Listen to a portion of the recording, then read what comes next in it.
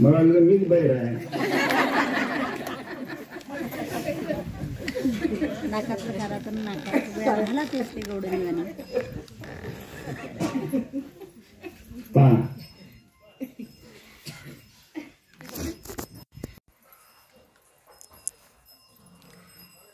आज प्रगट दिनाच्या निमित्तानं आपण या ठिकाणी सर्वजण जमलो. दरवर्षीप्रमाणे या ठिकाणी जानकीराम भाऊस ना हां जानकीराम भाऊ रोठे आणि आमची धनश्रीबाई यांच्या प्रगट दिनाच्या निमित्तानं आपण सर्वजण या ठिकाणी जमलेलो आहे. प्रश्न असा आहे, प्रगट कशाला म्हणतात? ज्यानं स्वतः प्रगट केलं, ज्याला आत्मस्वरूपाची ओळख झाली, म्हणजेच त्यानं त्याला प्रगट केलं, म्हणून त्यांच्या स्मृतीप्रित्यर्थ हा प्रगट दिनाचा कार्यक्रम यावर्षी वैभव भाऊ रोठे हे यावर्षी दरवर्षी ते साजरा करतात. हे सांगायची आवश्यकता नाही. तर प्रगट दिन का साजरा करावा? जिकडे पाहसान तिकडे प्रगट दिन. मी तुम्हाला 10 वर्षाच्या अगोदर सांगितलं, गल्लोगल्लीत प्रगट दिन साजरे होतील. सांगितलं आहे का कोणा टकोऱ्यात? काही कोणाच्या लक्षात नाही. नेमकं प्रगट दिन कशाला म्हणतात? आपल्याला आपल्या आत्मस्वरूपाची ओळख होणं ही ज्या वेळेस होईल, ज्या दिवशी होईल, त्या दिवशी त्याचा तो प्रगट दिन. आणि सद्गुरू नामाच्या द्वारे त्याला त्याचा आत्मस्वरूपाची ओळख करून देतात. त्यावेळेस म्हणजे या ठिकाणी प्रत्येकाचा प्रकट दिन अलग अलग आहे. जानकीराम भाऊ रोठे आणि धनश्रीबाई यांनी या दिवशी नाम घेतलं, याच दिवशी त्यांना अवस्था झाली, याच दिवशी त्यांच्या ठिकाणी अष्टसात्विक भाव निर्माण झाले आणि याच दिवशी त्यांच्या अंगात आलं. दबाडीतल्या लोकांच्या म्हणण्यानुसार अज्ञान आहे, समजत नाही. देवदेव सुरू आहे साऱ्या जगात, पण नाही कळणार. अरे भाग्याशिवाय कळतच नाही. हे तसं तुमचा आमचा साधकांचा प्रगट दिन प्रत्येकाचा अलग अलग आहे. लक्षात घ्या. ज्या दिवशी तुम्हाला नाम मिळालं, तुमच्या ठिकाणी अष्टसात्विक भाव निर्माण झाले, नाही का, तुम्हाला तुमचे स्वतःची आत्मस्वरूपाची ओळख पटली, त्या दिवशी तुमचा तो प्रगट दिन एकच नाही, तर प्रत्येका साधकाचा प्रगट दिन अलग अलग आहे. म्हणून आम्ही तुम्हाला सांगितलं, तुम्हाला ज्या दिवशी अष्टसात्विक भाव निर्माण होतील त्या दिवशी तुम्ही तुमची तारीख लिहून घ्या की या दिवशी मला पहिली अवस्था झाली, तो तुमचा नवा जन्म. किती लोकांना कळलं? काहीच कळलं नाही. आहे का आपल्या प्रगट दिनाची तारीख लक्षात? साधकांच्या नाही लक्षात. Happy birthday to you. हे कसं यू कसं काय, कशी लक्षात राहते तारीख? काही हरकत नाही. 5 वर्ष 10 वर्षापर्यंत हॅपी बर्थडे, तो लहान मुलगा असतो त्याचं गुणगान करणं किंवा त्याच्याविषयी आवड निर्माण होणं, हे काही हरकत नाही, केलं पाहिजे. परंतु 65 होतात, 70 होतात, 80 होतात, 90 होतात आणि दुसऱ्या दिवशी मरायला तयार होते आणि त्याचं चाललं हॅपी बर्थडे. येतो आणि तितका. अरे किती अज्ञान आहे, किती अंधश्रद्धा आहे. आपलं मरण एक दिवस जवळ चाललं याची थोडीशी कंत नाही, आणि एवढं करून सुद्धा आम्हाला भगवंताची भेट नाही, हे त्याच्याहीपेक्षा त्याला दुःख नाही, आनंदच आनंद. वा रे वा, वा रे तुमचं जीवन. कशाला जन्माला येता? दुःख भोगाय करता? थोडे दिवस राहिले, याच्या पुढची परिस्थिती एवढी कठीण होणार आहे. घराचे घरं, गावाचे गाव मरतील. लक्षात घ्या. त्यावेळी त्यांना भगवंताची आठवण येईल, त्याच वेळेला काहीही फायदा होणार नाही. जे काय करायचं ते आत्ताच करा आणि तरुण जा आणि मग मरा. केव्हाही मरा. कधी कळते? कोणाला कळते? काहीच नाही. किती जण ऐकतात? काहीच नाही. अरे सुवर्ण संधी आहे, सुवर्ण संधी. कलियुग चाललं वाढत. कोणत्या वेळेला काय होईल सांगता येत नाही. आणि या 4-5 वर्षाच्या काळात तुम्ही आम्ही राहू हेही सांगता येणार नाही. लक्षात घ्या. दबाडी जिथं राहीन कशावरून हो बोला. सोपी गोष्ट नाही. देवदेव सुरू आहे पण देव कोणाला कळत नाही. देवाविषयी आस्था नाही, देवाविषयी प्रेम नाही. आणि देवदेव तर सुरू आहे, सत्यपारायण सुरू आहे, भागवत सुरू आहे. तेवढं झालं की झालं काम, झालं का भेट. अरे त्याच्या पुढे परमार्थ आहे. जोपर्यंत भगवंताची भेट होत नाही तोपर्यंत परमार्थ करायचा असतो. आणि भगवंताची भेट झाल्यानंतर सुद्धा शेवटपर्यंत परमार्थ करणं महत्त्वाचं आहे. आम्ही देवाविषयी परमात्म्याविषयी कधी विचार केलाच नाही आणि करणारही नाही, करतही नाही.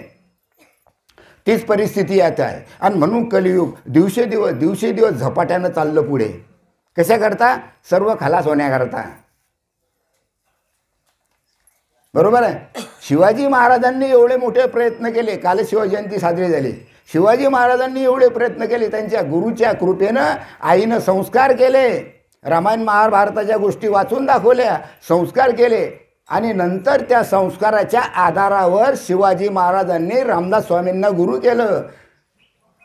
तुकाराम महाराजाचे आशीर्वाद त्यांच्या पाठीशी होते. आणि म्हणून त्यांना सुद्धा अष्टसात्विक भाव निर्माण होत होते. दबाडीतल्या लोकांना लक्षात सांगा, मी आठवण करून देतो. त्यांच्या ठिकाणी अष्टसात्विक भाव निर्माण होत होते. त्यांना सुद्धा अवस्था होत होती. आणि हेच ज्ञान रामदास स्वामींनी कोणाला दिलं? आमच्या शिवाजी महाराजांना. आणि म्हणून महाराष्ट्र घडला, म्हणून स्वराज्याची स्थापना झाली. लक्षात घ्या. नाही तर आज आम्ही इथं दिसलो नसतो. विचार करा. आम्ही स्वतःला मराठा म्हणतो, बरोबर आहे. पण शिवाजी महाराजांनी कोणतं कर्तव्य केलं, त्यांनी काय काय केलं, त्यांच्यावर कोणते संस्कार होते, याचा कधी कोणी विचार केला? का नाही करत? का नुसतं खाणे पिणे मस्त बँडबाजावर नाचणे झालं का तुमचं शिवजयंती? होणार नाही, जमणार नाही. त्यांच्या ठिकाणी असलेले गुण तुम्ही तुमच्या अंगी बाळगा.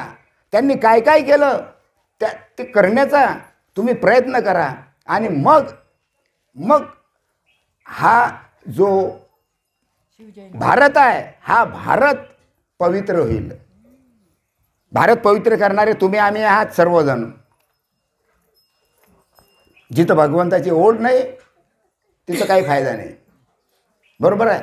मग आम्हाला ज्या वेळेस स्वतः आम्हाला प्रगट करू त्यावेळेस तो त्यांचा प्रगट दिन म्हणून प्रगट दिन साजरा करायचा.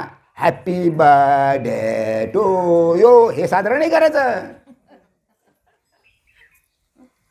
प्रत्येक आमचे ते आम्ही काय म्हणते ते व्हॉट्सअप काय म्हणते ते रोज काही ना काही कोणाचा वाढदिवस रोज येते. मी एकालाही गॉड ब्लेस देत नाही. काय देऊ, कशाला देऊ? हा ज्याचा नवा जन्म झाला, ज्याला नाम मिळाला, ज्यानं आपल्या जीवाचा उद्धार केला, त्याच्यावरच कृपा भगवंताची, त्याच्यावरच कृपा संतांची. आणि म्हणून आज जो आपला विषय जो विषय आहे तो आहे भक्तियोगाचा. नेमकी भक्ती कशाला म्हणतात? जग भक्ती करून राहिलं पण नेमकं काय करून राहिलं हो? नुसतं देवाचं नाव घेऊन राहिले. मग देवाचं नाव घेणं वाईट नाही, परंतु त्या देवामध्ये तुम्ही घुसले का? भक्ती तर सुरू आहे, देवदेव सुरू आहे, सत्यपारायण सुरू आहे, ज्ञानेश्वरी वाचणं सुरू आहे. पण त्या ज्ञानेश्वरीत घुसा, भागवतामध्ये घुसा. त्यांना कोणता अनुभव आला, हा अनुभव तुम्हाला यायला पाहिजे असा कधीतरी प्रयत्न आम्ही केला काय? नाही केला. मग काय? मग प्रयत्न करणं महत्त्वाचं आहे. तर या ठिकाणी ज्याला आम्ही अभेद सनातन भक्तियोग म्हणतो, अभेद सनातन भक्तियोग, ज्या भक्तीमध्ये कोणत्याच प्रकारचा भेद राहत नाही, द्वैत राहत नाही, त्याला अद्वैत भक्तियोग म्हटलेला आहे, अभेद भक्तियोग म्हटलेला आहे. आणि हा अभेद भक्तियोग सनातन आहे. सनातन म्हणजे अनादी काळापासून चालत आलेला आहे तो आतापर्यंत. सत्ययुग, त्रेतायुग, द्वापरयुग, कलियुग आणि आतापर्यंत चालत आलेला याला भक्तियोग म्हटलेला आहे. आणि संतांच्या कृपेनं हा जो भक्तियोग आहे हा साधकाला कळतो, तसा कळत नाही. याचं कारण असं, 4 वेद आहे आणि 4 वेदाचे 4 महावाक्य आहेत. ऋग्वेद, यजुर्वेद, सामवेद आणि अथर्ववेद. किती वेद झाले? 4 वेदाचे 4 वाक्य आहे. तर ऋग्वेदाचा आहे प्रज्ञानम ब्रह्म, दुसरा यजुर्वेदाचा आहे अहम ब्रह्मास्मी म्हणजे मीच ब्रह्म. सामवेदाचा आहे तम अशी म्हणजे तत्वमशी की झाले 3. आणि अथर्व वेदाचा आहे अयम आत्मा ब्रह्म म्हणजे मीच ब्रह्म. पहा सर्व वेदानं सांगितलं की बाबा रे तुम्हीच देवा, तुम्हीच भगवंत आहे, तुम्हीच परमात्मा आहे आणि स्वतः स्वतःची ओळख करा आणि मग प्रगट दिन साजरा करा. त्याच करता प्रगट दिन आहे. 4 वेदाचं 4 महावाक्य आणि या 4 महावाक्याचं जे सार आहे ते आहे ओम. 4 महावाक्याचं सार काय आहे?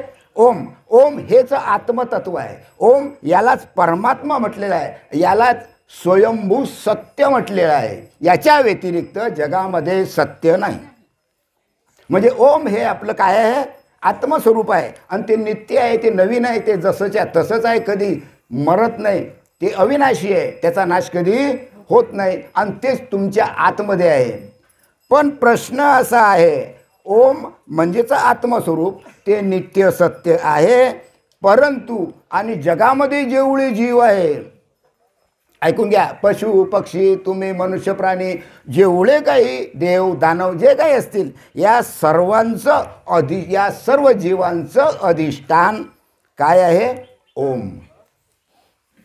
बरोबर आहे. कारण सर्व जीवांचं अधिष्ठान ओम आहे म्हणजे परमात्मा आहे. कारण ते जीवापासून कधीच अलग नाही. जीवापासून परमात्मा अलग नाही. परमात्मा आणि जीव दोन्ही एकच आहे. परंतु आमच्या अज्ञानत्वपणामुळे, आमच्या अज्ञानामुळे नाही काय आम्ही जीव भगवंतापासून कसं झालो? अलग झालेलो आहे. आणि म्हणून ओम म्हणजेच परमात्मा आणि त्याला किंवा दुसरं नाव आहे परब्रह्म. हे परब्रह्म नित्य आहे, अखंड आहे, जसंच्या तसंच आहे. आणि त्या जीवालाच म्हटलं आहे अस्ति भाती प्रिय. अस्ति भाती प्रिय म्हणजे सत चित आनंद म्हणजे सच्चिदानंद हे आमचं स्वरूप आहे. बरोबर. मग या आत्मतत्वाच्या ठिकाणी कदापि म्हणजे केव्हाही विभक्ती नाही. आत्मतत्वाच्या ठिकाणी विभक्तीच नाही, तिथं भक्तीच आहे. पण आत्मतत्व कळलं तर भक्ती, आणि ही भक्ती नित्य भक्ती आहे, नवीन आहे. आणि म्हणून गीताशास्त्रामध्ये सांगितलेलं आहे नाही काय, हे भगवत भक्तीच्या उपासनेचे लक्षण आहे काय, की जे परब्रह्म भगवंत प्रिय आहे. बरोबर आहे. असा आपला जवळच श्री भगवंत आपल्याला प्राप्त करून देणारी गीता ही माऊली. अरे गीता आहे म्हणून बरं आहे. आज जर गीता नसती, ज्ञानेश्वरी नसती, भागवत नसतं, तर या बाकीच्या लोकांनी काहीतरी इळूमिळू सांगून अनेक साध्या भोळ्या लोकांना फसवलं असतं. लक्षात घ्या. अरे ज्ञानेश्वरी वाचून तर कळत नाही, गीता वाचून तर कळत नाही, पाठांतर करूनही कळत नाही.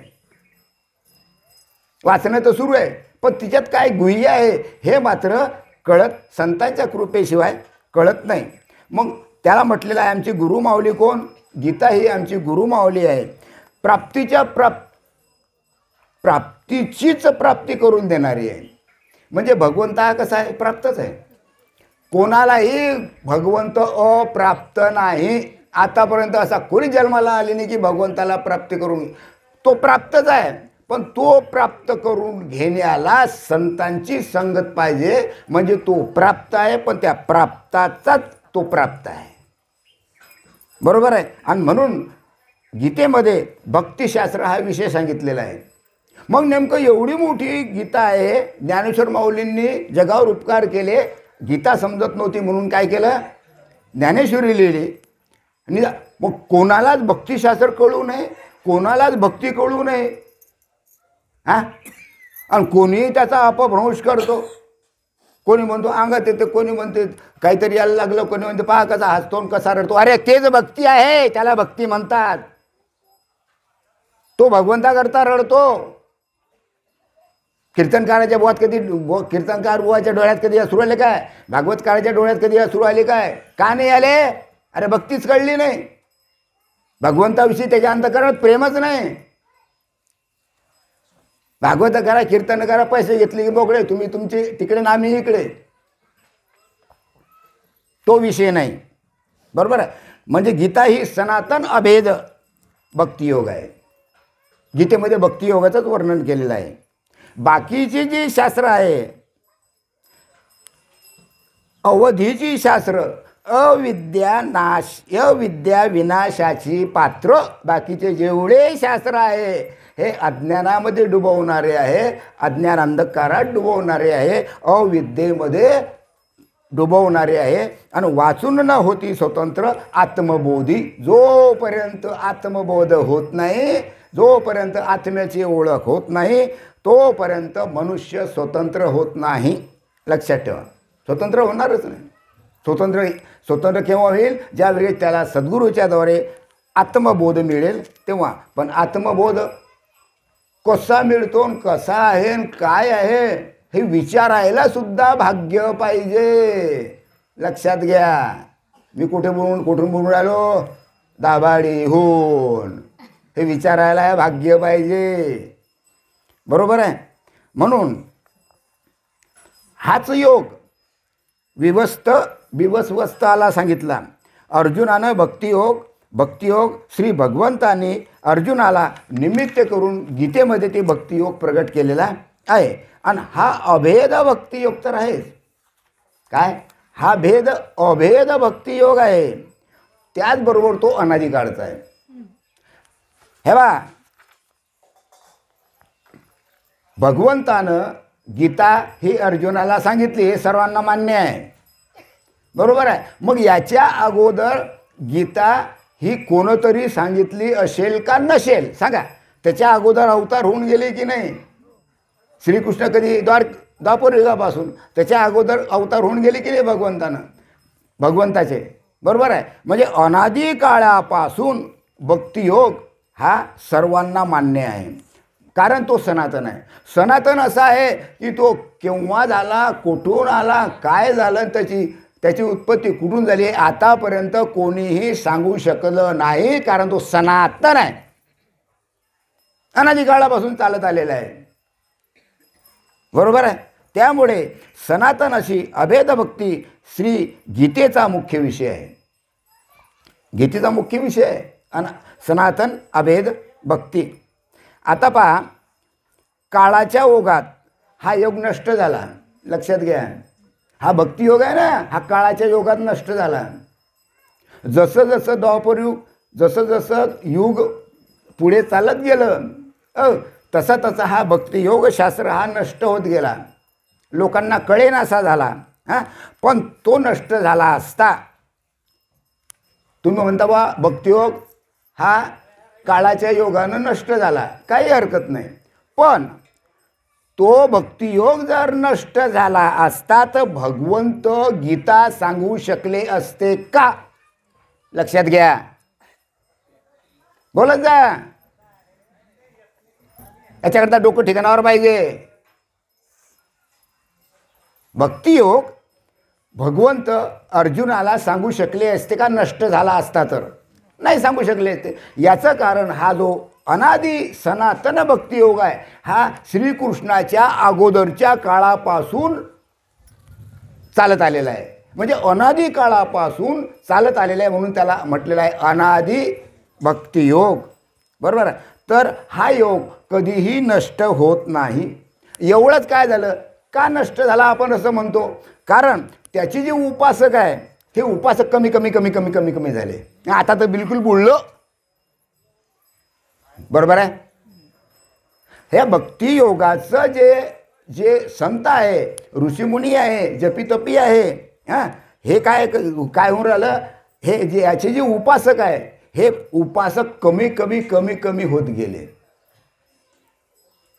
कारण कलियुग जसं पुढे चाललं तसं या भक्तिशास्त्राचे उपासक कमी झाले आणि अवडंबर जास्त माजलं. वरवरची भक्ती जास्त सुरू झाली. कारण जे खरे उपासक होते, संत होते, बरोबर आहे, ते उपासकच कमी झाले. ते उपासकच शिल्लक राहिले नाही आता. मग श्रद्धेने उपासना करणारे ते राहिले नाही. कारण काळाच्या ओघात जसा काळ बदलला, जसे जसे दिवस बदलले, जसे जसे वर्ष बदलले, जसं जसं युग बदललं, तशी तशी या अभेद भक्तियोगाची महती वाटेनाशी झाली. खरा खरा भक्तियोग हा, आणि त्या भक्तियोगाची किंमत आहे, ही किंमत आपोआपच धीरे धीरे धीरे धीरे धीरे धीरे कमी झाली. आणि आता तर बिलकुलच कमी झाली. आणि म्हणून म्हणतात अंगात आलं काहीतरी, ते बुवादोड जादू आहे, काहीतरी जादू टोना करतो. इथं एक शब्द ऐकायला तयार नाही, घरी बसून जातील, इथं नाही ऐकणार. नाही दबाडी आहे नाही. आमचं कसं आहे, बाप दाखवणे तर श्राद्ध कर, उधारीचं काम नाही. हा सूर्य आणि हा जयद्रथ आमने सामने. आज नाम घ्या, 100 वर्ष ना तुम्हाला देव भेटेल का चाटता. शिवाजी महाराजांच्या काळात काय कायदा होता, बोला ना. शिवाजी महाराजांच्या काळात काय कायदा होता. कोणत्या हातानं बाईच्या अंगाला हात लावला, या हातानं काट, तिथंच हात कटल्या जात होता. आता आहे का तसं? आता तसं नाही. मग भांडणं होता, मग पोलीस स्टेशनवर जातो, मग ते केस कोर्टात जाते, कोर्टानं 20 आणि 15 25 वर्षांनी निकाल देतो की तुम्ही मोकळे आहात.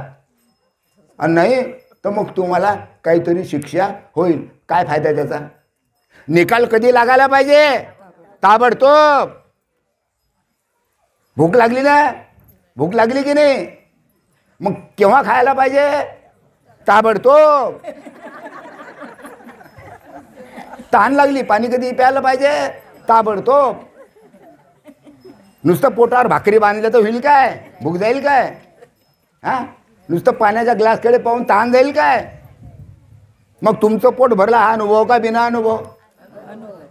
भाजी तिखट झाली, अनुभव का बिना अनुभव? तहान गेली, अनुभव का बिना अनुभव? पोट भरलं, अनुभव का बिना अनुभव? अरे बोला ना, अनुभव. आणि परमार्थ सर्व उधार. वा, चालला देव देव, सर्व उधार. अनुभवाचं काम नाही. कुठे अनुभव परमार्थात? हां, कारण काय, पुढे पुढे ही महती काय होत झाली, कमी होत झाली. आणि पुढे त्याबाबतची श्रद्धा नष्ट झाली.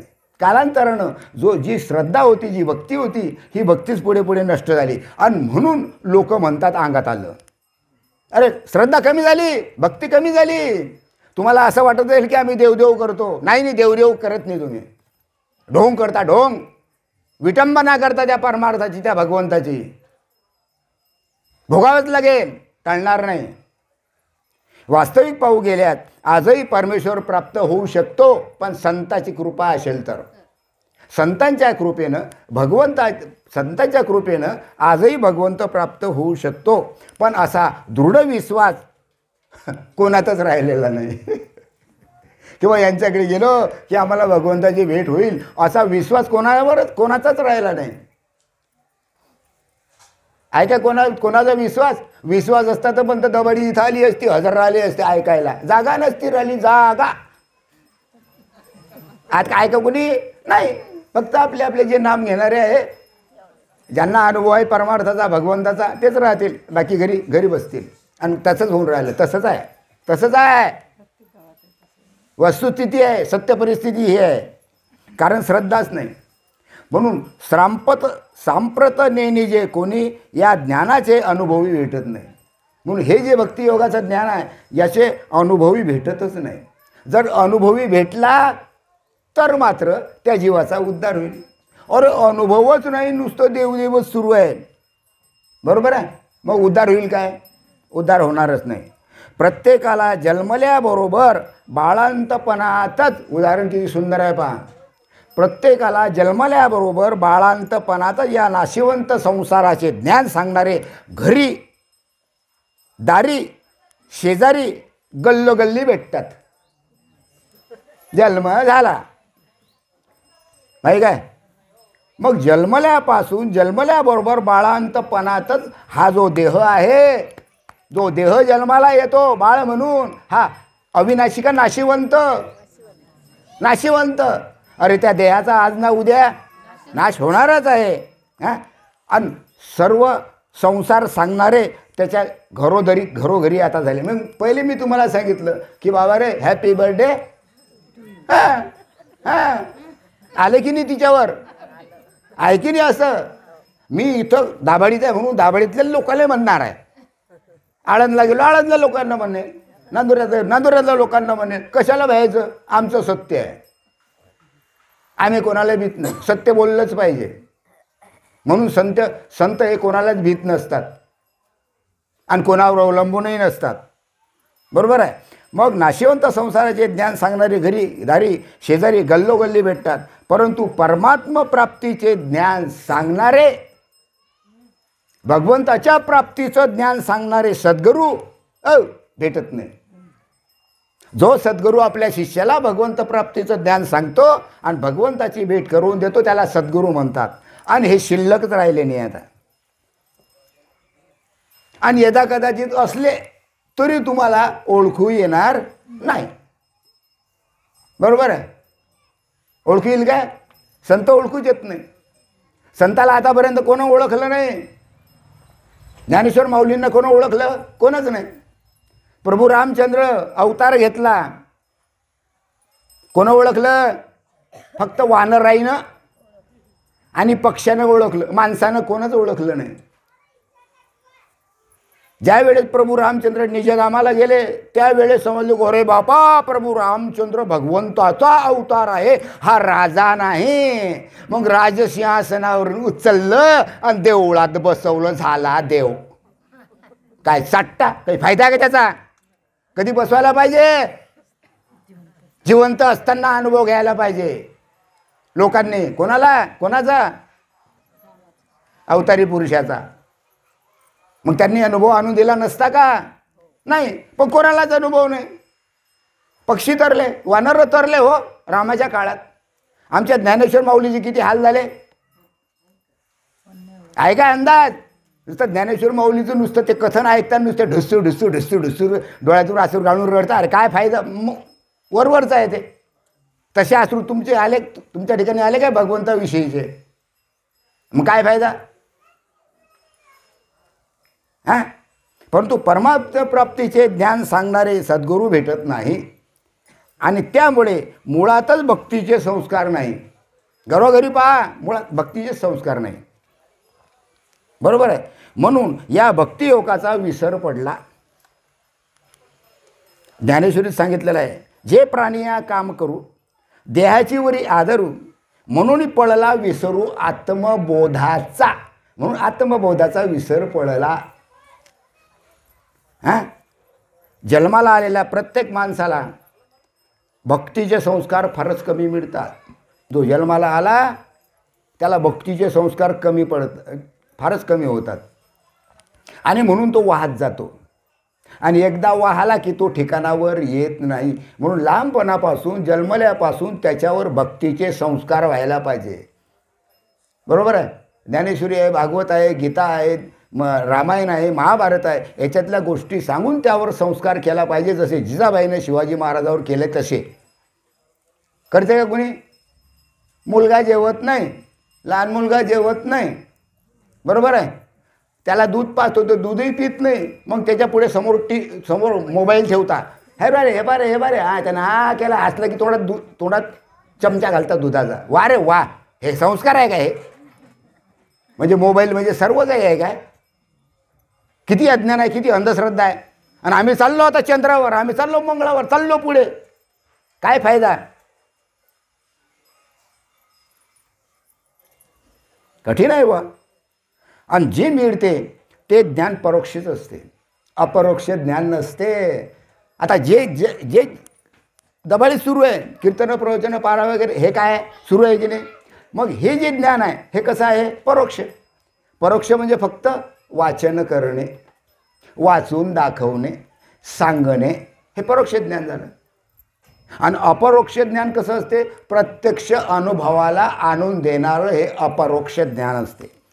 अपरोक्ष अनुभव ज्ञान असलेला महात्मा संत मात्र अलगच आहे, तो विरळाच आहे. बरोबर आहे. आणि म्हणून हा भक्तिमार्ग लुप्त झाला. हा भक्तिमार्ग कमी कमी कमी कमी होत गेला ना. आता भक्तिमार्ग शिल्लक राहिलाच नाही. राहिला काय? भक्तिमार्ग राहिलाच नाही शिल्लक. पण आम्ही भाग्यवान आहोत. श्रीपाद बाबांच्या कृपेनं हा भक्तिमार्ग निदान आपल्यापर्यंत आला. पुढे काय होईल सांगता येत नाही. म्हणून सांगतो आतापासून सावध व्हा. हां, दिवस याच्या पुढचे फार कठीण आहे. केव्हा आठवण येईल दबाडीतल्या लोकांना? ज्यावेळी त्यांच्यावर पाळी येईल तेव्हा म्हणतो, अरे या बुवांचं असं असं सांगलं होतं, खरं आहे आपण चुकलो. त्यावेळेस फायदा होणार नाही, फायदा राहणार नाही. गॅरंटी. कोणी गॅरंटी देते? मी गॅरंटी देतो. खोटं असेल तर जाऊया काही दिवस, पहा काय धिंगाणा होतो. तर विचार करण्यासारखी गोष्ट आहे. हां, यासाठी भगवंताने ज्ञानेश्वर माऊलीचा अवतार घेतला. लोकांना कळत नव्हतं, शंकराचार्याची संस्कृत भाषा कळत नव्हती, म्हणून ज्ञानेश्वर माऊलींनी गीतेवर भाष्य केलं आणि काय सांगितली? ज्ञानेश्वरी लिहून ठेवली. तरी त्या काळातील लोकांची जशी भाषा होती त्या पद्धतीची भाषा ज्ञानेश्वर माऊलींनी लिहून ठेवली. कशाकरता? जगाला कळण्याकरता. कळली काय? त्या लोकांना कळली. आमची इथं ज्ञानेश्वरी पाठ आहे, मग या लोकांना तरी कळली काय? नाही कळली. कारण नामदेव महाराजांनी सांगून ठेवलं, नामा म्हणे ग्रंथ श्रेष्ठ ज्ञानदेवी आणि एक तरी ओवी. अरे एका ओवीचा अनुभव येणं म्हणजे संपूर्ण ज्ञानेश्वरी कळणं. कारण त्याच्या पाठीमागे अनुभव आहे. अनुभवातून ज्ञानेश्वरी लिहिली आमच्या ज्ञानेश्वर माऊलींनं. आम्हाला कोणता अनुभव आला? आणि नुसतं म्हणता आम्हाला ज्ञानेश्वरी कळते, नुसती पाठ करून काय फायदा? अरे वाचारंभण आहे ते. वाचारंभण म्हणजे नुसतं वाचत राहा जिंदगीभर, नाही कळणार. त्यातला गुह्य अर्थ संताशिवाय कळणार नाही. बरोबर आहे. आणि म्हणून भगवंतानं स्वतः ज्ञानेश्वर माऊलीच्या रूपात अवतार धारण केला आणि त्यावर भाष्य केलं आणि लिहिलं. काय लिहिलं? ज्ञानेश्वरी हा ग्रंथ लिहिला. आणि म्हणून आतासुद्धा अजूनसुद्धा ज्ञानेश्वरी लिहिल्यानंतरसुद्धा त्याचा जो भावार्थ आहे, त्याचा जो अर्थ आहे, हा अर्थसुद्धा गुप्त आहे. कोणीच सांगत नाही, कोणालाच कळत नाही तो. कारण जिकडे तिकडे ज्ञानेश्वरीचं पारायण होतात. खरं आहे खोटं आहे? पारायण सुरू आहे की नाही? आमच्या मलकापुरातही होतात. एकही गाव असं नाही की त्या गावात पारायण होत नाही ज्ञानेश्वरीचं. त्यामध्ये गीतेच्या श्लोकावर ज्ञानेश्वरीच्या आधारे पुष्कळ प्रवचनं होतात. पण ज्ञानेश्वरीचा भावार्थ अंतःकरणात ठसवून देणारे विरळेच आहे, एखादाच सापडेल. कारण अशी पूर्वीची स्थिती कायम जी होती ती अजूनही आताही तशीच आहे. आजही अपरोक्ष ज्ञान, भक्तियोगाची महती लोप पावलेली आहे. अपरोक्ष ज्ञान नाही काय? भक्तियोगाची महती सांगणारे लोक नाही, कारण संतच नाही तसे. त्याच्यामुळे ती भक्तियोगाची जी महती आहे, जे महत्त्व आहे, हे काय झालं? कमी झालेलं आहे. अगदी तळागाळातल्या सामान्य माणसाला भगवद्गीता कळावी, ती सोप्यात सोपी करून समजून द्यावी.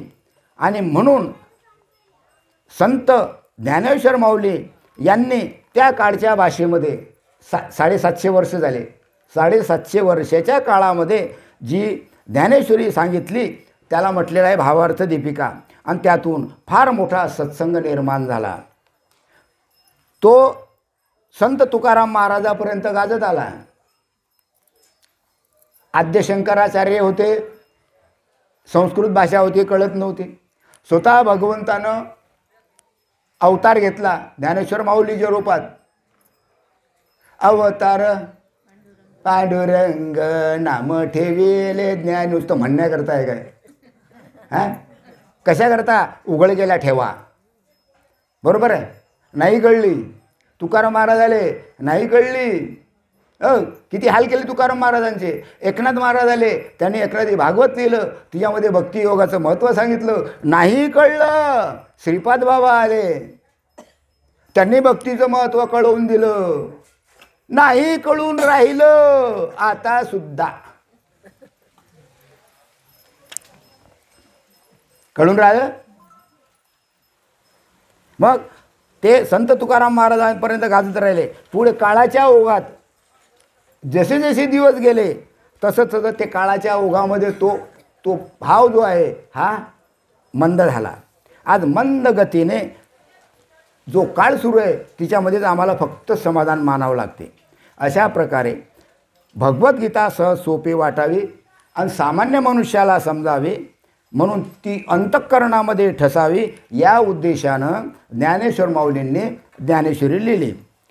पुढे पुढे ती विद्वानाच्या विद्वत्तेचे प्रदर्शन करीत राहिली. याची ज्ञानेश्वरी पाठ तो विद्वान पंडित. माय बाई ज्ञानेश्वरी पाठ आहे, किती हुशार आहे वो माय बुवा. फक्त विद्वत्तन पंडित्य, अनुभव अनुभव काहीच नाही, शून्य.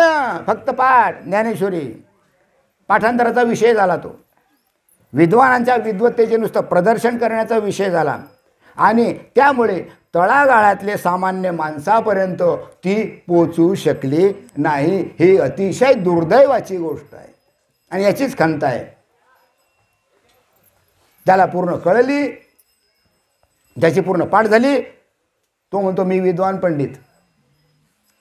सांगण्याचा प्रयत्न केला परंतु त्याचा अनुभव काही आणून दिला गेला नाही. ही दुःखाची गोष्ट आहे. अनेक योगांचे हे सप्रमाण गीता योगशास्त्र आहे. यातील सर्व योगाचे बीज ऐकून घ्या, सर्व योगाचं बीज अभिक्रम योग आहे. सांगणार नाही कोणी बरं. सर्व योगाचं जेवढे काही योग आहे जगामध्ये त्या सर्व योगाचं बीज अभिक्रम योग आहे. आणि हा अभिक्रम योग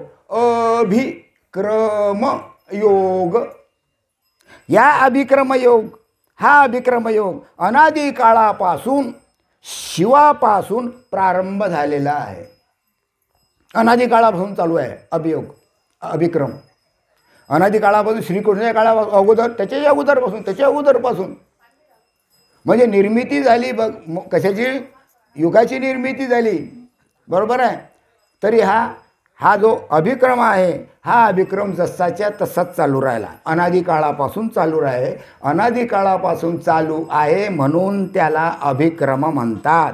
आणि हा अभिक्रम शिवापासून त्याची सुरुवात झाली. पुढे हाच अभिक्रम चालू ठेवला.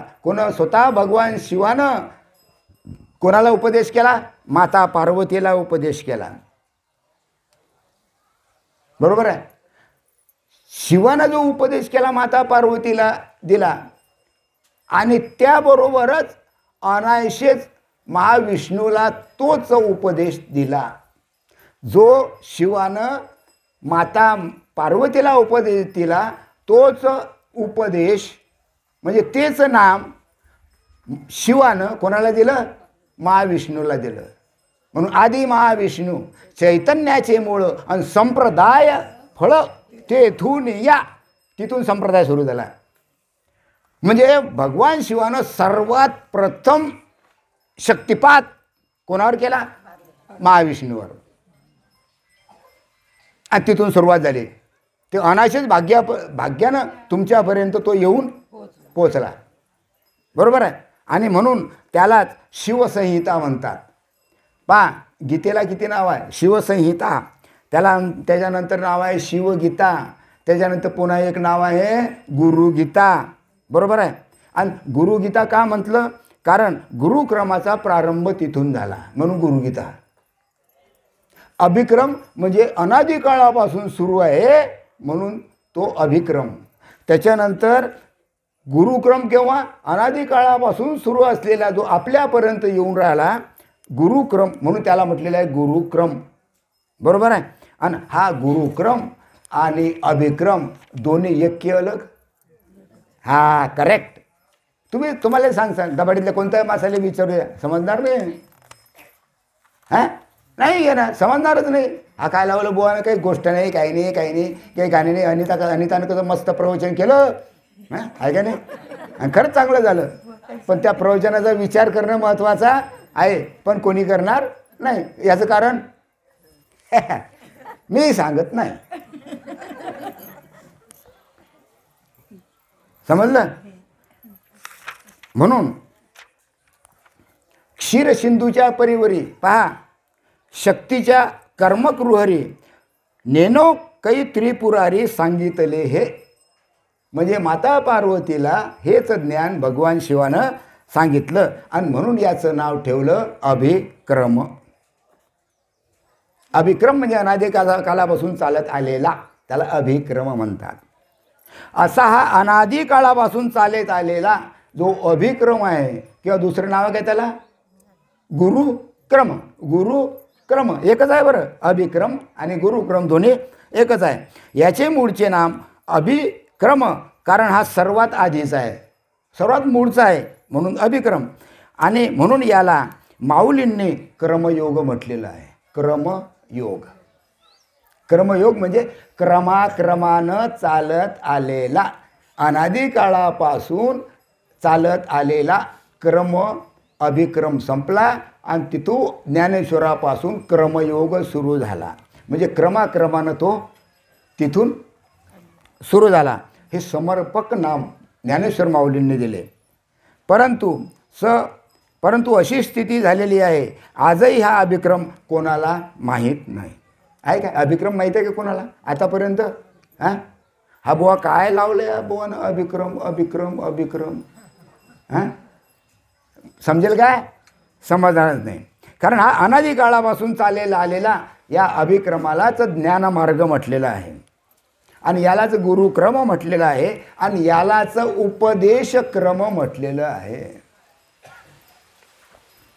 थोडक्यात सांगायचं म्हणजे काय, अजून टाईम आहे, तुम्ही किती जांभळ्या दिल्या तर मी कमी करणार नाही. पहिलं ऐकलं, आता तुम्ही जरा तुमचं ऐकणं कमी झालं तरी काही फिकीर नाही, मी बोंबलतच राहणार. तुम्ही ऐका का, जांभळ्या घ्या, डुलक्या मारा, काहीही करा, जमणार नाही. आणि मी इथून उठणार नाही, प्रवचन लवकर होणार नाही, त्याच्यामुळे खायला सुद्धा लवकर मिळणार नाही, हे लक्षात घ्या.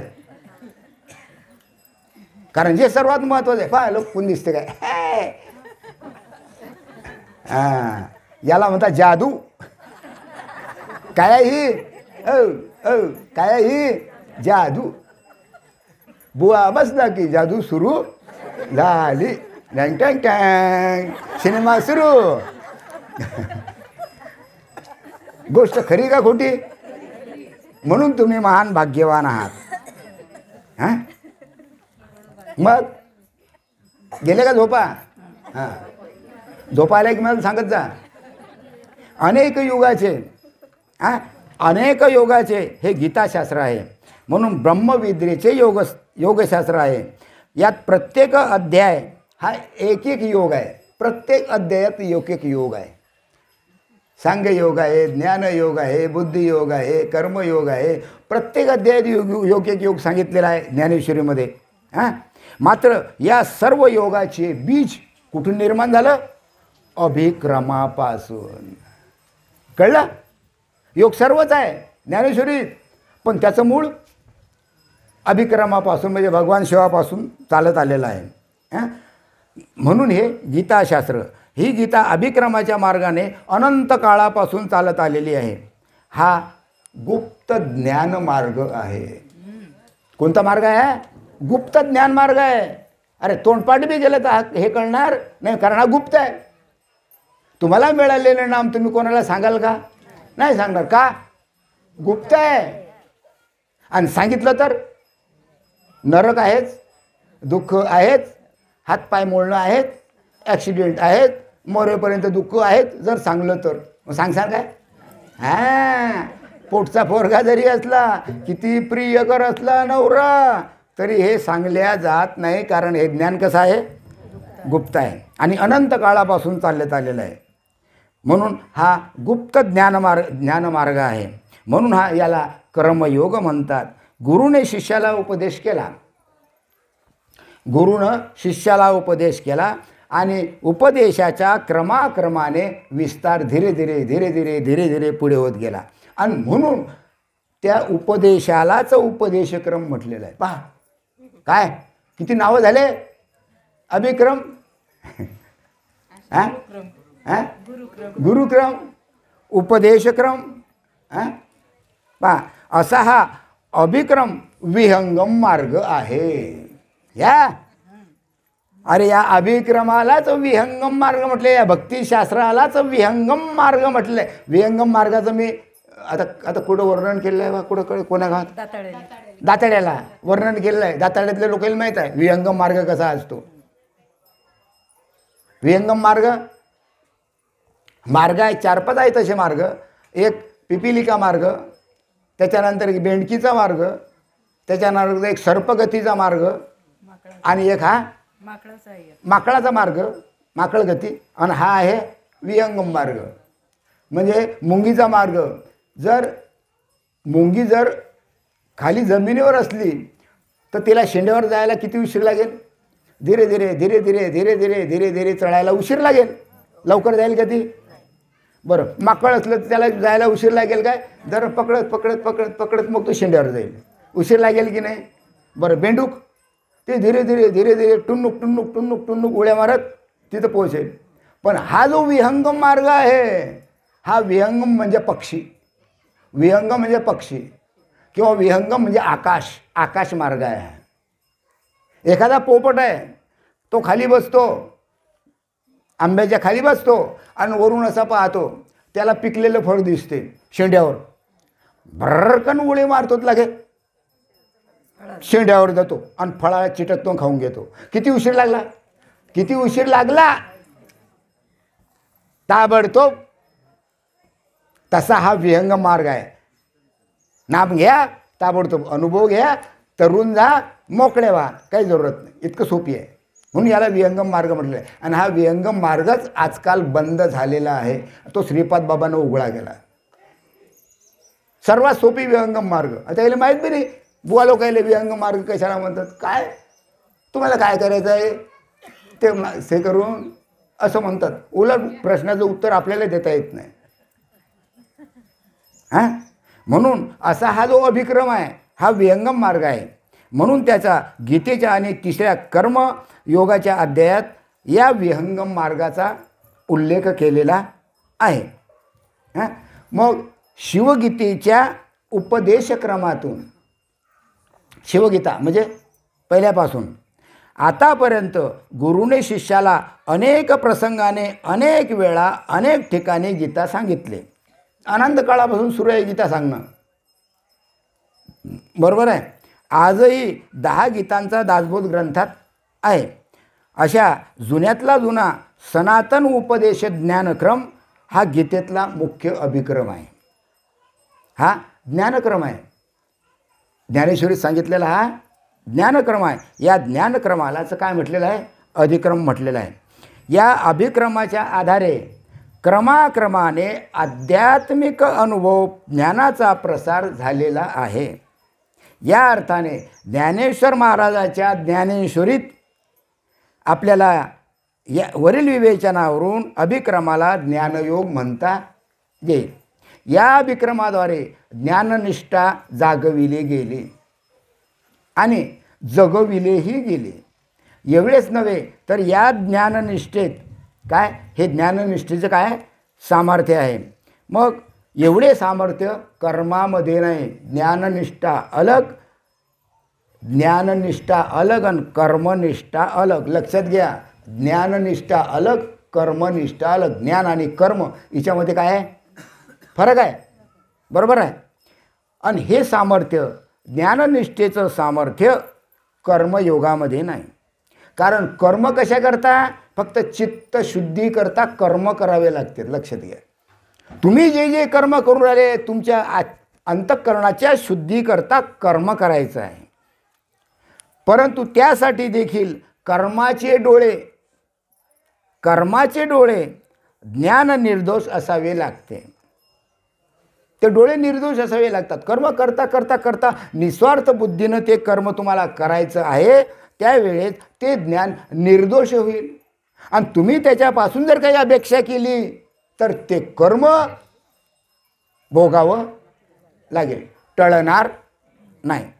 याच अर्थाचा कर्माचा डोळा देखील ज्ञानच आहे.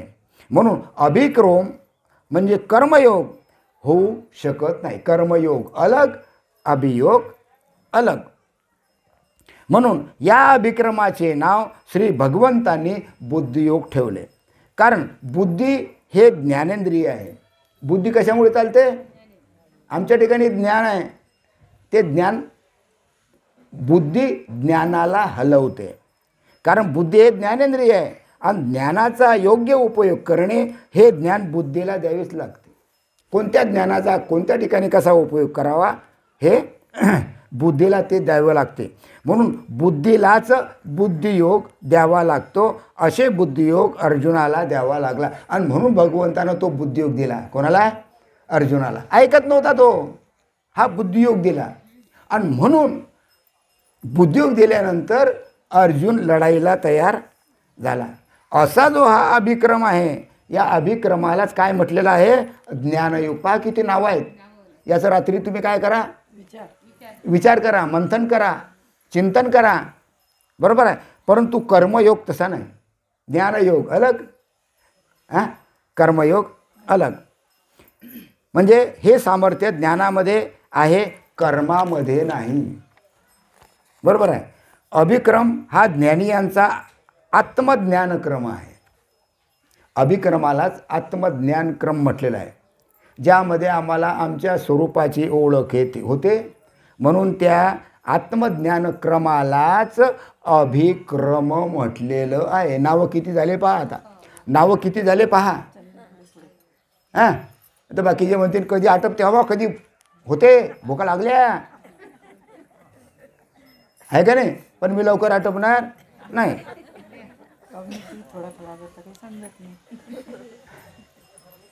प्रवचनच व्हायला पाहिजे की नाही. आणि त्या ताईने किती प्रवचन केलं? 1 तास. मग मी काय अर्धा तास करू का? मी सुद्धा किती करणार आहे? 1 तास. काय हरकत नाही.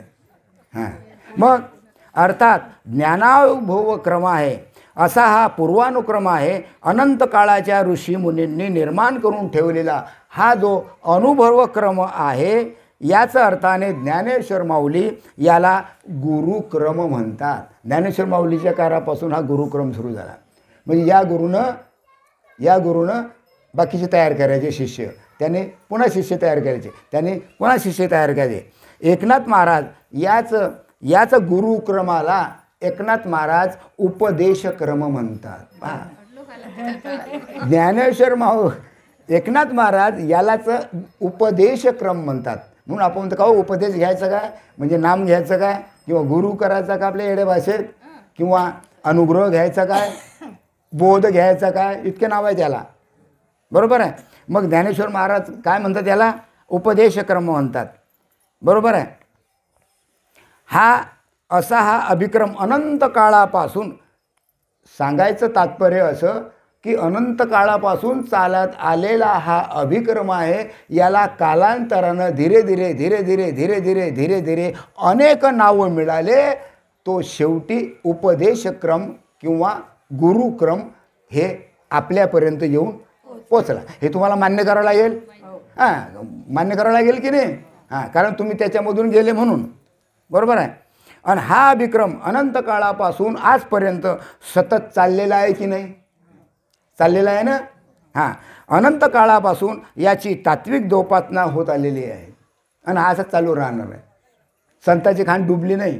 संत आहेत, अजूनही आहेत. संतांची खाण डुबली नाही. पुढे काही झालं तरी संत मात्र राहतीलच. पुढे ही सर्वतोपरी तशीच तात्विक जोपासना राखली जावी, तात्विक जोपासना व्हावी, याकरिता लौकिक व्यवहारात पासून, बरोबर आहे, हिची गुप्तता ठेवलेली आहे. लौकिक व्यवहारात गुप्तता नाही. लौकिक व्यवहार आम्ही संसार करतो, एकमेकाला सांगतो, परंतु या परमार्थामध्ये गुप्तता ठेवलेली आहे. यासाठी आजही ही गुप्तता राखली जात आहे. आणि हीच पूर्वीची परंपरागत गुरु परंपरेत आजही ती पाळल्या जाते. पाळता की नाही तुम्ही?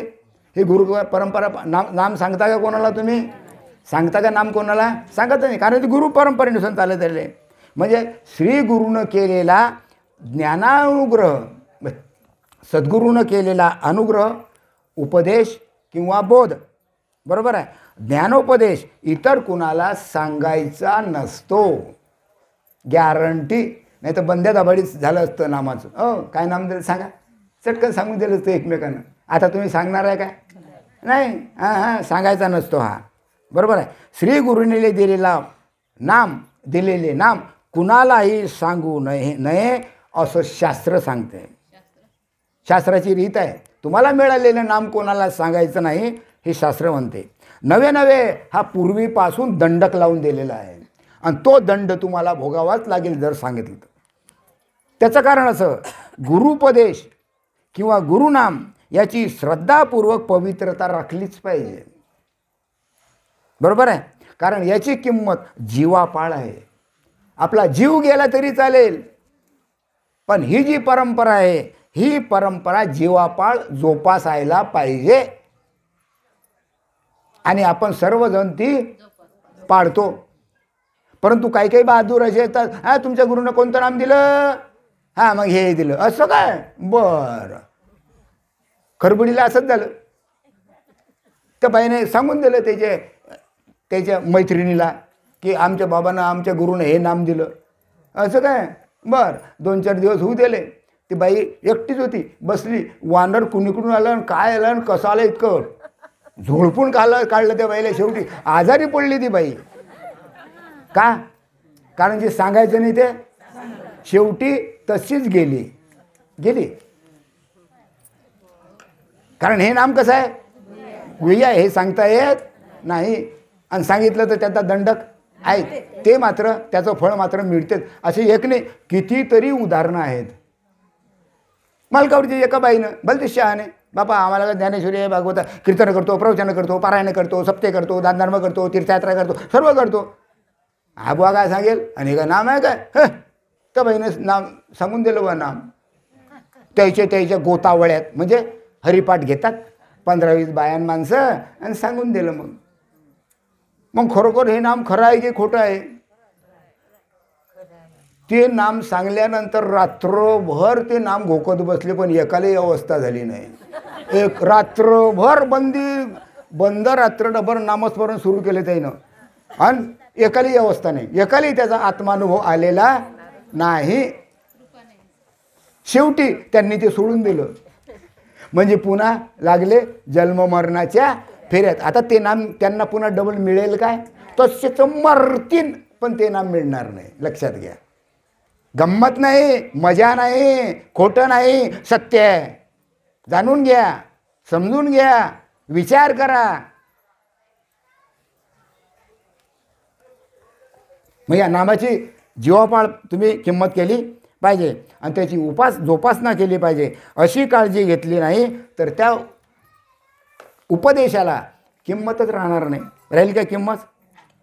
हां, म्हणून पूर्वीपासून अभिक्रमाच्या अंतर्भावाची गुप्तता ठेवली गेलेली आहे. म्हणून पहिल्यापासून हे गुप्तता बाळगली पाहिजे. म्हणून त्याची लौकिक व्यवहारात उघडपणे चर्चा केली जात नाही. चर्चा होते का त्याची? भले ज्ञानेश्वरी भागवत तुम्हाला वाचून दाखवलं जाईल, उदाहरणं सांगतील, सत्संग होतील, पण ते नाम मात्र सांगितले जाणार नाही. कारण हा अभिक्रम अर्थात गुरुक्रम अनंत काळापासून गुप्तपणे अव्याहतपणे चालत आलेला आहे. कारण गुप्तपणे गुरु उपदेश होत आलेला आहे आणि आजही तो होत आहे. आजही तो गुरु उपदेश जसाच्या तसाच आहे आणि भाग्यानं तुम्हाला तो मिळालेला आहे. पण प्रश्न असा आहे, श्रीपाद बाबांचे जेवढे अधिकारी पुरुष आहे, बरोबर आहे, त्यांनी सुद्धा काहींनी हिच्यामध्ये काय केलेलं आहे? दुकानदारी मांडली. लक्षात घ्या, महान पाप. पैसे देऊन नाम घेणं याच्यासारखं दुसरं पाप कोणतंच नाही. म्हणजे कालांतरानं मी तुम्हाला पहिलेच सांगितलं, काळ जसा जसा लोटले जातो, दिवस जसे जसे जातात, कलियुग जसा जसा संपत चाललेला आहे, बरोबर आहे, तसं तसं पाप वाढत जात आहे. आणि ते कसं? हे असं, बरोबर आहे. मग गुरुउपदेश करणारे जे आहे हे गुप्तता राखत नाही. गुप्तता राखायला पाहिजे आणि आजही तसंच चालू आहे. आज याची दुकानदारी होऊनही वरंगपांगी गुप्तता दाखवी. काय चालू आहे? याची दुकानदारी चालू आहे, नाही काय? आणि गुप्तता दाखवली जात आहे की बा हे गुप्त आहे, सांगू नये गुप्तता आहे, नाही काय? पण सांगतात. हे योग्य नाही. कारण काय? हा काळाचा महिमा आहे. पहिले सांगितलं तुम्हाला, काळाचा महिमा आहे. आणि हा असाच चालू राहणार आहे, अव्याहत चालू राहणार आहे. आणि यातून श्रद्धावान साधक भक्ती मार्गाला लागू शकतात. ज्यांचा भाव असेल तोच भक्ती मार्गाला लागेल आणि ज्यांचा भाव नसेल तो वाहत जाईल. बरोबर आहे. या अभिकर्म प्राप्तांची वाढ ही अधिक एक अशी गणित श्रेणीने होत नाही. मग या अभिक्रम प्राप्ताची जी वाढ आहे ही 1+1 अशा गणिती श्रेष्ठीने होत नाही. 1+1 याचा अर्थ काय? 1+1 म्हणजे पूर्वी ज्ञानेश्वर माऊलींच्या अगोदर एक गुरु एकच शिष्य करायचा. त्यांना 2 शिष्य 5 शिष्य 10 सिद्ध करायची आवश्यकता नाही. होते भक्कम हजारो लाखो शिष्य होते, परंतु एक शिष्य एकालाच पूर्ण करायचा आणि त्याला अधिकार द्यायचा. एक गुरु एक शिष्य करायचा. आता तसं राहिलं काय? आमच्या ज्ञानेश्वर माऊलीनं खोडून टाकलं सर्व. एका अधिकारी पुरुषाला एका गुरुला अनेक शिष्य केले जाते. किती शिष्य करा, 1000 करा, लाखानं करा, कोट्यावधी करा, माऊलीनं खोडून टाकलं. हां, मग एकाचे अनेक असे विस्तृत श्रेणीने होत आहे. आता असंच चालू आहे. एकाचे अनेक शिष्य. श्रीपाद बाबाचे किती शिष्य होते आहे का नाही? तसं आता हे अनेक शिष्य चालू आहे. मग एका गुरुचे अनेक शिष्य पुढे एक शिष्याचे गुरुवर्णातून अनेक शिष्य विस्तार पावत वाढत गेले. तरी सुद्धा ही गुप्तता आहे. तरी सुद्धा ही गुप्तता अजून मोडली नाही. आणि असा हा अभिक्रम ज्ञानमार्गाचा कणा आहे. तुमच्या पाठीचा कणा मोडला की पाठ वाकून जाते, चालता येत नाही. तसं या ज्ञानमार्गाचा कणा अभिक्रम म्हणजे हा ज्ञानमार्गाचा कणा म्हणजे तुमच्या ठिकाणी असलेली गुप्तता पाळणे. असा हा अभिक्रम श्री गुरु कृपेच्या कृपा सामर्थ्याचा प्रगट सिद्धांत आहे. गुरुनं कृपा केली नाही काय की हा तुम्हाला याचा अनुभव येऊ लागतो. आणि यालाच म्हटलेलं आहे ज्ञानगंगा. यालाच ज्ञानगंगा म्हटलेलं आहे. नुसतं ज्ञानगंगा पुस्तक आणून वाचून जमणार नाही. आहे ना ज्ञानगंगा? बोला, आहे का नाही? ज्ञानगंगा घरोघरी वाटणं सुरू आहे. त्याला ज्ञानगंगा म्हणतात काय? सद्गुरूने याच्या कृपेनं आम्हाला जो आत्मानुभव आला याला ज्ञानगंगा म्हटलेलं आहे. चालले पुस्तकं घेऊन फिरणार, या एक पुस्तक घ्या, 10 रुपयाचं आहे, 20 रुपये. वा रे वा. आम्हाला म्हणतो का हो तुम्ही ते ज्ञानगंगा वाचलो का हो? आता आम्हाला लिहिताच येत नाही तर काय वाचणार? वाचता येत नाही तर काय वाचणार आहे? कठीण आहे बुवा. अरे किती अंधश्रद्धा आहे, किती अज्ञान आहे, किती मायेमध्ये गुंतलेले आहे. कधी निघतील यातून? निघतील? निघू शकत नाही.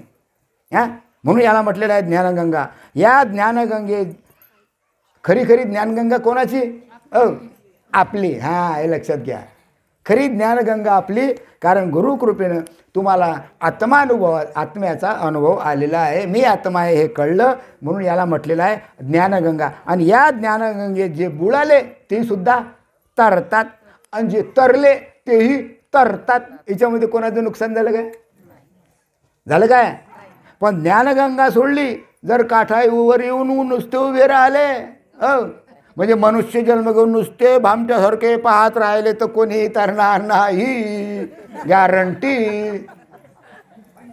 म्हणून जे काठावर उभे राहतात, काठावर उभं राहणं म्हणजे मनुष्य जन्म मिळून सुद्धा हे प्राप्त न होणं, याला काठावर उभं राहणं म्हणतात.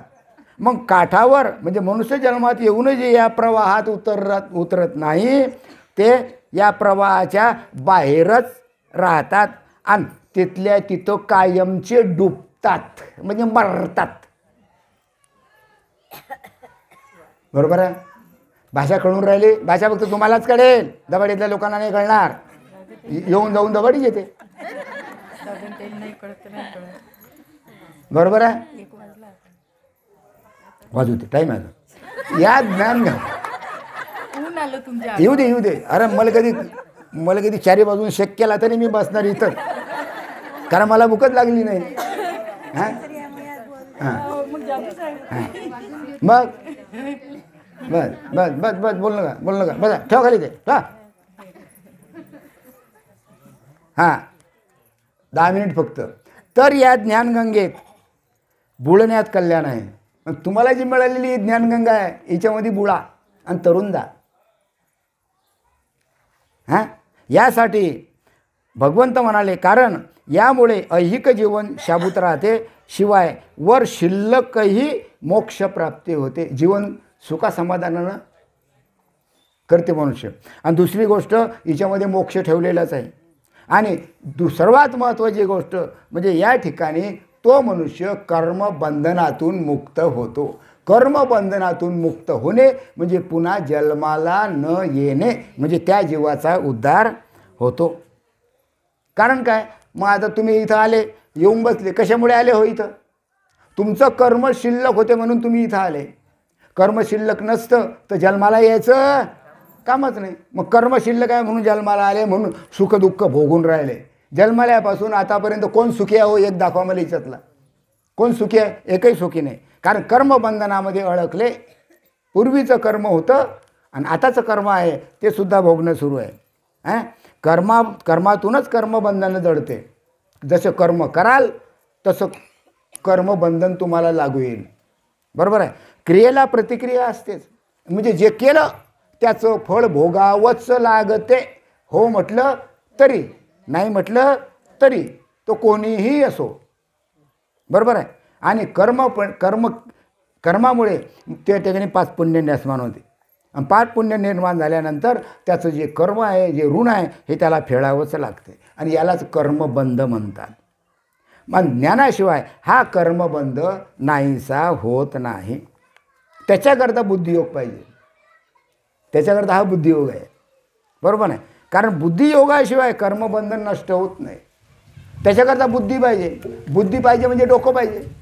डोकं पाहिजे म्हणजे अक्कल पाहिजे. कळलं? मी नाही सांगत, कोण सांगितलेलं आहे? भगवंतानं. बुद्धियोगाशिवाय कर्मबंध नष्ट होत नाही. मग अशी बुद्धी पाहिजे की ज्या बुद्धीमुळे आपला कर्मबंध शिल्लकच राहणार नाही. त्याच्याकरता एक सर्वातच महत्त्वाची गोष्ट म्हणजे संताला शरण जा, काम खलास. हा कर्मबंध कर्मामुळेच जळत असतो. परंतु कर्माची गती अतिशय गहन आहे. लक्षात घ्या. आतापर्यंत कर्माची गती कोणालाही कळलेली नाही आणि कधी कळणारही नाही. कारण हा जड देह आहे प्रकृतीचा. काय हे कोणाचा आहे? हाळा मासाचा पुतळा. अरे हे हाळा मासाचा देह कोणाचा आहे? शरीर प्रकृतीचा आहे. तुमचा आहे काय? तुम्ही याच्यामध्ये या देहापेक्षा कसे आहे? तुम्ही अलग आहे. कारण सूक्ष्म प्रकृतीनं हा देह घडवला आहे. मग हा देह ज्याच्यामुळे चालतो त्याला ओळखा. मग हा देह कशामुळे चालतो? आत्म्यामुळे चालतो. मग चाले शरीर कोणाची आहे सत्यन कोण बोलवितो, नुसतं म्हणून चालेल काय? चाले शरीर कोणाची आहे सत्यन कोण बोलवितो. आणि कुठे हरी? हरी कळायचं काम नाही आणि चाललं आपलं. हां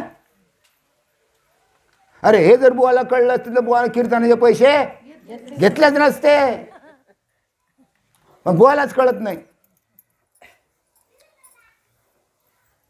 आणि आम्हाला बुवाच्या कीर्तनाशिवाय दुसरं कीर्तन आवडत नाही. हां कठीण आहे. किती अज्ञान आहे, किती अंधश्रद्धा चालू आहे जगात. डोळे उघडा.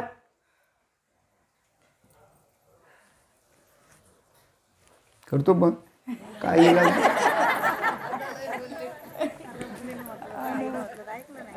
तर आज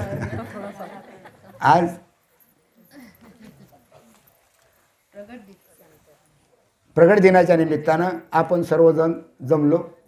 दरवर्षी हा कार्यक्रम इथंच साजरा होणार आहे. आताही होणार आहे, पुढे सुद्धा होणार आहे. नाही काय? त्याची खाऊ घालायची काही पंचायत नाही. तुम्ही केव्हाही आले प्रगट दिनाच्या दिवशी तुम्हाला खायला मिळेल, काय हरकत नाही. तर झालेली सेवा माझे सद्गुरू श्रीपाद बाबा यांचे चरणी अर्पण करतो आणि माझे 2 शब्द संपवतो. पुंडलिक वरदे हरी विठ्ठल श्री ज्ञानदेव तुकाराम पंढरीनाथ महाराज की जय. माऊली ज्ञानेश्वर महाराज की जय. राष्ट्रसंत सद्गुरू श्रीपाद बाबा की जय. सच्चिदानंद रामदास बाबा की जय. सब संतन की जय.